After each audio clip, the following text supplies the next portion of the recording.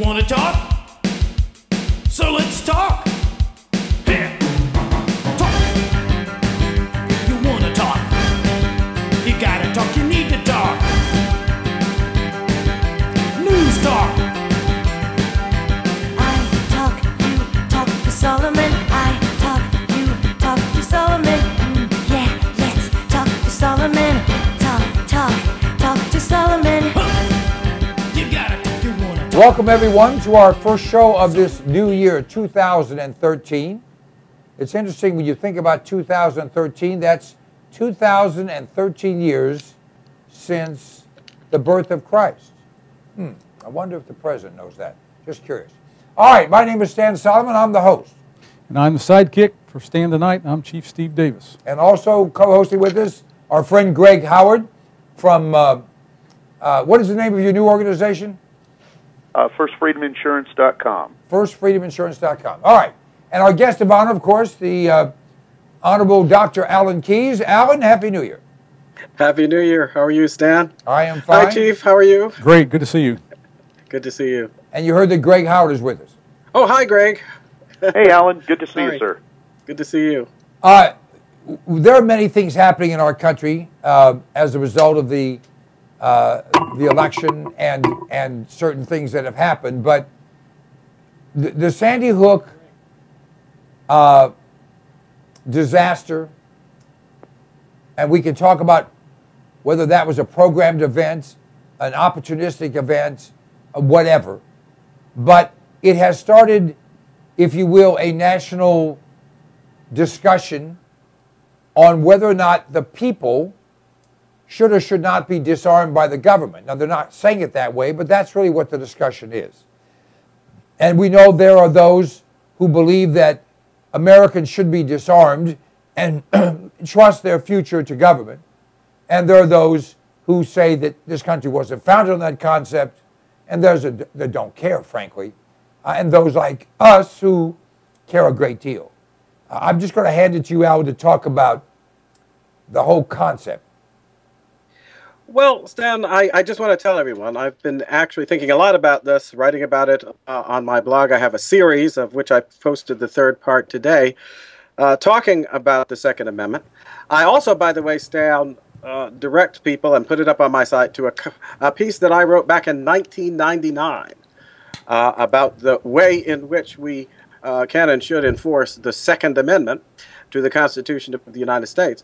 And I think it's all worth looking at because we're dealing here with something fundamental. As I said in my piece today, we have a lot of people who are bent on making people think that guns are something to be afraid of, right? The means that people use to defend themselves that in our sort of modern age, these are somehow fearsome and ordinary folks shouldn't be have access to them. Think about this, Stan. They're telling us, apparently, that the citizens of the United States are not responsible enough to have access to the means of defending themselves and their liberty, that there must be a government monopoly on access to these means. But let me think here. It is the responsibility, according to our Constitution, of the people of the United States to oversee the government, right? We're the sovereigns who oversee the government by way of elections and other constitutional procedures. So if we are not people who have the capacity to make judgments about and proper use of instruments of defense like guns, how can we continue to be responsible for the government, since the government has the control of the ultimate and most awesome weapons? I think that what we have going on here is not just an assault on gun rights, it's an assault on the very idea of self-government. And quietly, the underlying premise of the effort to get rid of somehow the Second Amendment is that the American people are not capable of self-government. They can't be trusted to make decisions about the weighty matters that politics involve, including the matters of life and death. And I think that's what's really going on. It's no accident that every trend line that you look at in terms of the behavior of these people I call the elitist faction, that is Democrats, Republicans, I don't care who they are, who are part of this notion that somehow or another we've now come to the time when these elites should take over from the people of the United States. The Constitution should be scrapped, as Piers Morgan and others are trying to get us to believe, and we should have Barack Obama, as Belafonte, I think, said, as our dictator representing these elites. In other words, the whole American experiment is going to be trashed. The Constitution is going to be trashed. You and I both know that a vital, practical first step to imposing that kind of yoke of tyranny is to make sure that the people of this country won't be able to resist.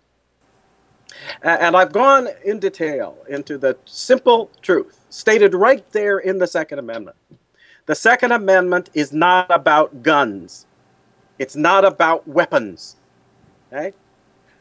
It is about the security of a free state. And that word state does not mean government. It was used at the time of the founding, as in the phrase state of nature, to refer to the condition in which someone or something finds itself. So we're talking about how people secure, make safe their condition as a free people.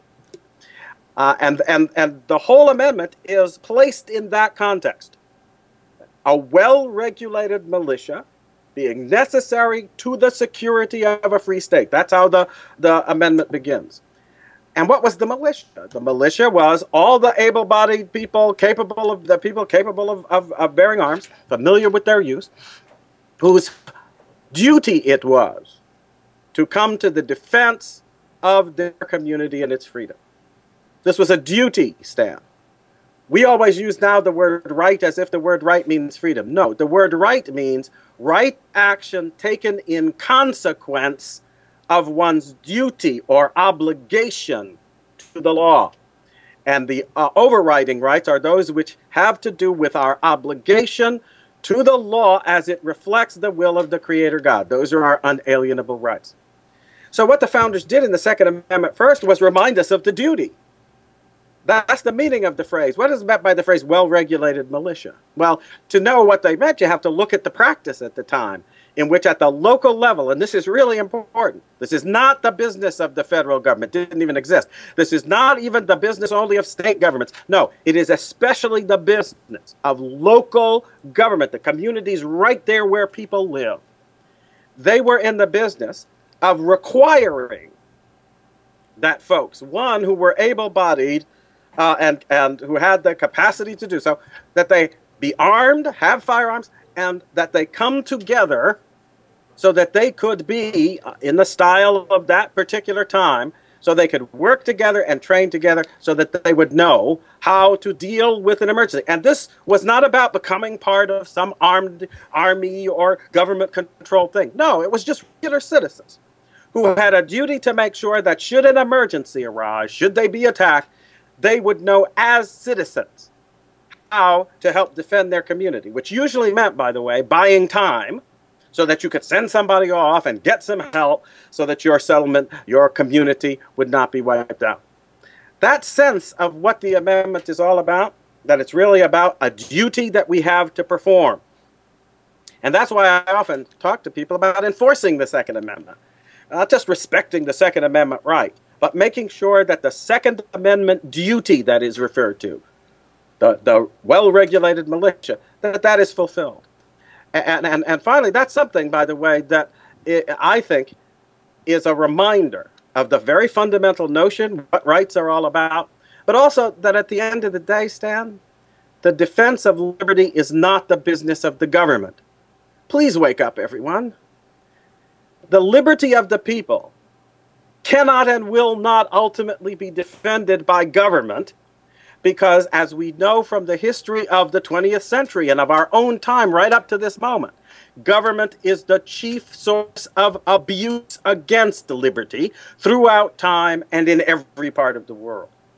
And our founders well understood that constitutional provisions are all well and good, and you need to have them to give people that sense of what you can do by peaceful and lawful means to assert your control over and constraint over government through elected representatives and so forth. I talk about it all the time. But at the end of the day, when a government determined to trample on your rights and abuse you as a people contrary to the natural law comes into power, don't expect that they're going to defend your liberty. They're out to destroy it. And what is the first step toward that destruction? It's very simple. I'm reminded, finally, of something that Harvey Mansfield Jr., who was a professor of mine at Harvard, and in his one of his lectures about Machiavelli, he pointed to a passage in Machiavelli and interpreted it in a very pithy way. He said that Machiavelli's advice to those who would be tyrants is, don't say, "Give me your gun, I want to kill you." Just say, "Give me your gun." And I think Obama is turning to the American people and all the people who back this effort unlawfully, let's be clear about that, to disarm the American people, are basically turning to the American people and say, they're not going to say, "Give me your guns, I want to enslave you, I want to kill you, I want to persecute you, I want to leave you helpless and without an ability to resist," as people have been all over the world, who have been slaughtered not by the thousands, but by the scores and scores of millions in the course of the last century and a bit. He's not going to say that to us. These people are just saying, give up your guns. And frankly, Stan, let's be clear that there is, and I think it's the reason the founders put it in the Constitution, the First Amendment's dedicated to making sure government respects the peaceful means whereby people can assert their liberty and make sure that they are able to deliberate and seek redress of grievances and keep government under control. But they knew from their experience in the revolution, if that fails, what is the recourse? The recourse is to take a stand on your rights and defend them by the means which it is your right from God to make use of, in order to defend yourself when you are acting rightly according to God's law. And that's what the Second Amendment is all about. It's about that situation. And in that sense, Stan, it can never be lawful to disarm the people of the United States. It is clear in the supreme law of the land, the Constitution, and it is clear in the natural law that requires that we fulfill our duty to defend the innocent lives of others and to the best of our ability, preserve our own lives. These are duties. They are not just jokes. They are not just whims, and we can't give them up. That's why they're called unalienable rights. So at the end of the day, we've come to the point, finally, and I predicted it for many years, when people see that the Second Amendment battle is not over hunting, and it's not about episodic, random episodes of madmen killing people. It's about a systematic effort to destroy constitutional government in America, of which this is the penultimate step, the step before the very last one, in which the yoke of tyranny is fastened upon us against our will when we have been rendered helpless to resist it. And if people want to accept that, they're not fit to be free, to be quite frank about it. But I don't think most people in this country are going to accept it. And I am very serious, Stan, and others are now beginning to talk about this, that we are looking here at the issue over which it will eventually bring us right into that awful specter of civil war. Don't kid yourself. If people persist in tossing away the Constitution this way, they can no longer say that they are acting lawfully. For the Constitution is the supreme law of the land, and if Obama or anybody else acts in such a way as to disregard and abrogate it, they no longer act under the authority of law. Alan, I want to compliment you. You say many brilliant things, and we've been friends for many, many decades, but that absolutely is something that we should make sure that everyone in this country hears. And I know Greg has tens of thousands of followers, and there are many others of our viewers.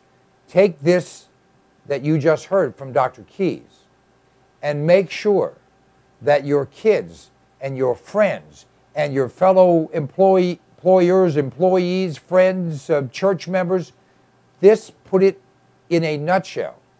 That concept that the first of the Bill of Rights was to say you can do this, you can do that, you can do the other, government can't stop you from all those things and can't do things that will stop you from doing those things. And the second, which is the only of the rights, only of the Bill of Rights that has that, some would say, curious discussion.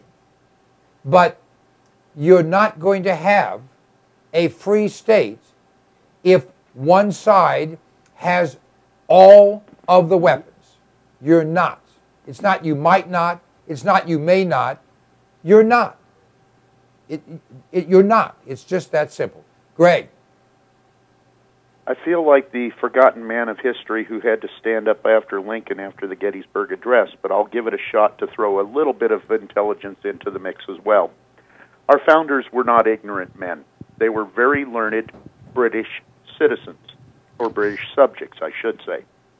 They knew British history quite well, and they knew the long string of British tyrants who had ascended the throne in the wake of Magna Carta, who had trashed the document, had abrogated the document, had ignored the document, had disbanded Parliament on their whim, had beheaded members of Parliament, had simply taken whatever they felt, disarmed people, taken lands, and done all kinds of manner of tyranny as they saw fit.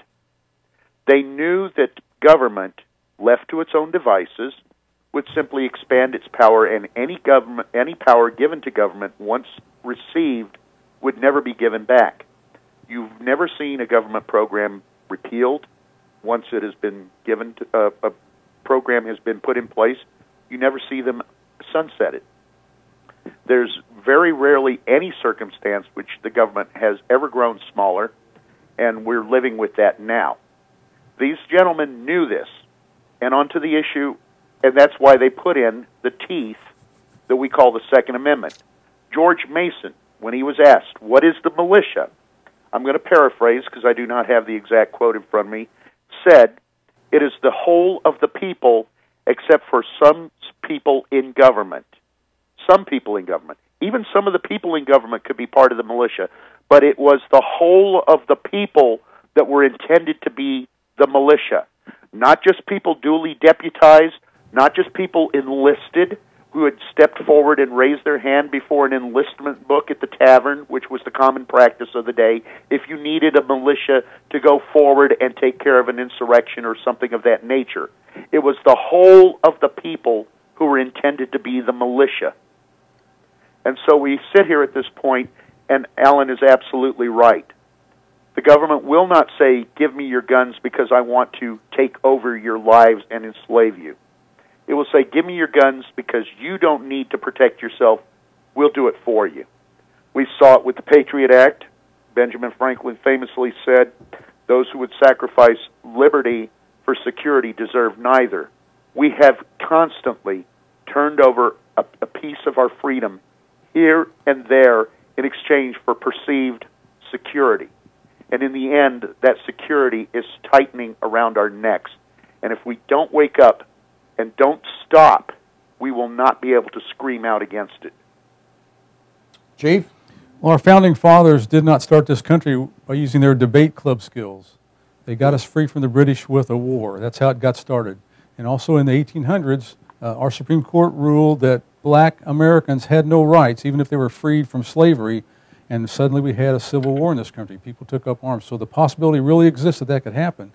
But after hearing Dr. Key's eloquent dialogue just a minute ago, I really believe that even though the left has a terrible message, there are better messengers than the good guys are at this point. And I believe we need to quit trying to debate with them because they don't care about the facts. They don't care about what's right or wrong. They only care about getting their way, which is disarming us. We need to debate these issues with our own kind and converts so we can get to our side so that they know the facts and want freedom and truth in this country and go there. But also take this to the next step. We're going to have to take back the schools and take back the entertainment system and take back the news media so we can start putting out our message again and not let the left control all of that. Oh, Chief, can I say one last word? Go right ahead. The piece that I wrote in 1999 was focused on the fact that the response we need is a response aimed at educating the defenders of liberty. by every means and in every way, this must be our emphasis. And I think there's been a purposeful, cynical effort to destroy the citizens' understanding of their obligation. Let me stress that. This is not just about a right in the sense of freedom. No, that freedom is rooted in an obligation which every citizen has to do that which will contribute to the security of our free state, our condition as a free people. I want to continue this discussion. We're going to take a quick break and then we'll come back.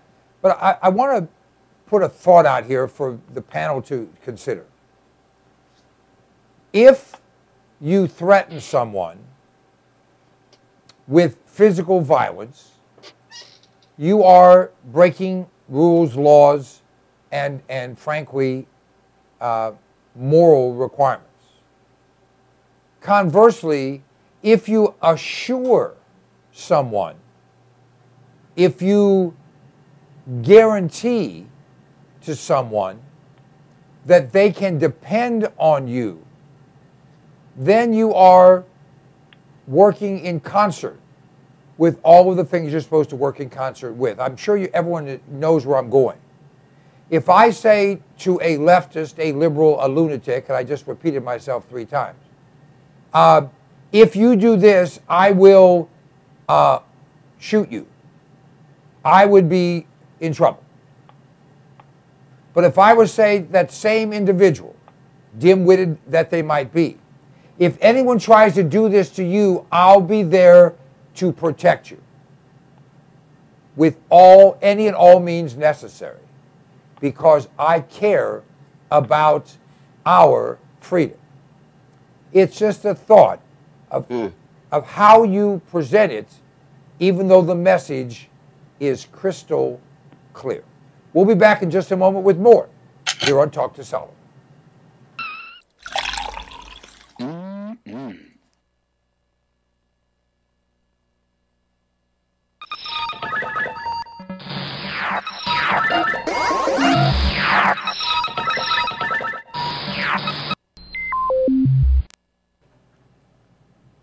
I like to eat. Do you like to eat? We all do. And usually we run to the grocery store, we run to the convenience store, or we have something in the fridge. But power's been out in parts of this country in the last few weeks. We don't know what's going to come down the pike economically. Smart people are putting in food.